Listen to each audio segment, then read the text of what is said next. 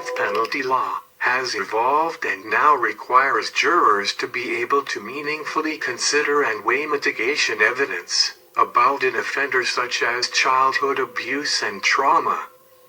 There are significant gaps in the legal protection accorded severely mentally ill defendants charged with or convicted of a capital crime. Most notably, this country still permits the execution of the severely mentally ill.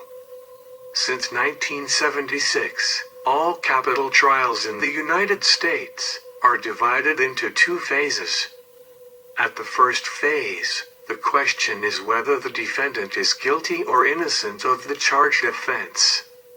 If the defendant is found guilty, at the first phase of a murder that is eligible for the death penalty in that jurisdiction, the defendant will then face the second phase. In the penalty phase of the trial, the jury will decide whether to recommend a life sentence or a death sentence for the defendant. Mental illness is relevant to numerous important legal questions at capital trials, including police interrogation. Those suffering from a mental illness can be more vulnerable to police pressure and more likely to give false confessions. Mental illness can lead to false confessions, impulsivity, deficits in cognitive processing, suggestibility, delusions, and extreme compliance. Mentally ill defendants have significant difficulties understanding the Miranda rights against self-incrimination and access to an attorney that they are asked to waive during police interrogation. People with mental illness facing police interrogation are more likely to waive rights they do not understand, and more likely to falsely confess. Competency to stand trial. A defendant must be competent to stand trial under the United States Constitution. A competency hearing determines whether a defendant has a rational as well as factual understanding of the proceedings, and whether the defendant has ability to consult with his lawyer with a reasonable degree of rational understanding. A defendant with schizophrenia, who has such severe delusions that he or she has lost contact with reality and cannot meaningfully consult with his or her lawyer, should be declared incompetent to stand trial. Raymond George Riles was born on June 1, 1950. He is a prisoner in Texas who has been on death row longer than anyone else in the United States. He was convicted of the 1974 capital murder of John Henry, a Houston used car salesman, and sentenced to death. Though he was ruled competent to stand trial in the 1970s, Riles was subsequently diagnosed with mental illness. He is being held indefinitely on death row because he has been judged mentally unfit to be executed.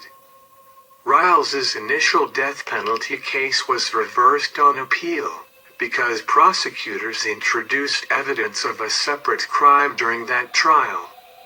Upon retrial, Riles was resentenced to the death penalty. In 1985, he was badly burned when he set his prison cell on fire in a suicide attempt. A 1986 scheduled execution was stayed because of concerns over whether the death penalty was disproportionately applied to black perpetrators with white victims. Officials in Harris County have said that Riles' mental health is tested on a regular basis, and that he could become eligible to be executed. As of February 2021, Riles has a request for a new punishment hearing before the Texas Court of Criminal Appeals. If granted, a new hearing might result in Riles serving a life sentence in the general prison population. In 1974, Riles had accompanied Herbert Washington to John Henry Motors in Houston, where Washington had purchased a used vehicle. Riles and Washington were armed with guns, when they approached the proprietor of the dealership, John Thomas Henry, about problems they had with the car. The men demanded a refund of the down payment. Henry said that he would not issue a refund, but that he would repair the vehicle. In response, Riles pushed Henry and then shot him from behind.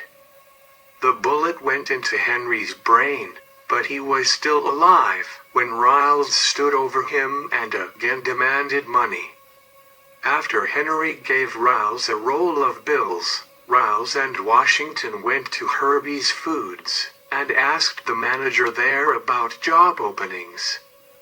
When the manager refused to give them job applications, Riles and Washington robbed the manager and his wife at gunpoint, getting away with about $1,800. Police officers later spotted the pair in Washington's car, and a police chase ensued at speeds of up to 100 miles per hour. When Washington crashed his car into a truck, Washington and Riles exchanged gunfire with police officers before fleeing the scene. They were arrested a short time later. In early 1985, Riles was one of 10 Texas death row prisoners who signed a petition requesting to forego further appeals and to be executed. On May 21, 1985, Riles surrounded himself with a pile of papers, Bibles and other books, and started a fire in his cell, with the intention of committing suicide. He was hospitalized with burns over 30% of his body.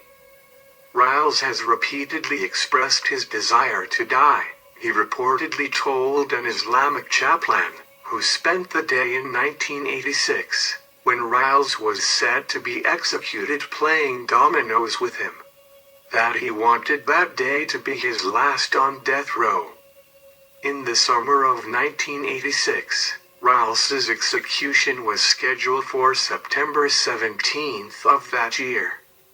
An appeal before the United States Court of Appeals for the Fifth Circuit, which had challenged the appropriateness of Riles' legal assistance at his original trial, was unsuccessful. In Riles v. McCarter, Judge Alvin Rubin wrote that Riles might not have received the death penalty if he had able legal counsel. However, he wrote that the U.S. Constitution did not require effective counsel for defendants, only counsel that was not legally ineffective. Consequently, accused persons who are represented by not legally ineffective lawyers may condemn to die when the same accused, if represented by effective counsel, would receive at least the clemency of a life sentence.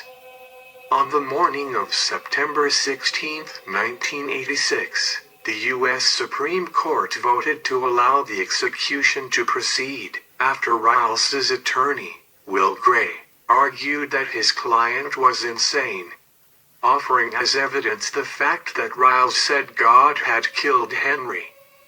2 hours before Riles's scheduled execution, after considering a separate claim from Riles's attorneys, that black men with white victims are disproportionately sentenced to death, U.S. District Judge Gabriel McDonald of Houston issued a stay of execution.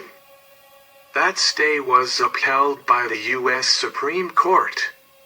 On January 10, 1988, Riles had another execution date. Again, the execution did not go through. However, he remains on death row and has long been considered ineligible for execution due to mental illness. While the Supreme Court of the United States prohibited the execution of people with mental retardation in the case of Atkins v. Virginia, 536 U.S. 304, it has not yet ruled that it is unconstitutional to execute someone who suffered from a serious mental illness at the time of the crime. The court has, however, stated that it is unconstitutional to execute someone who is incompetent at the time of his or her execution. The United States Supreme Court has not yet addressed whether a state may forcibly medicate a mentally ill defendant in order to make them competent to be executed. There is no consensus on the issue in the lower courts. Thank you for watching Death Row.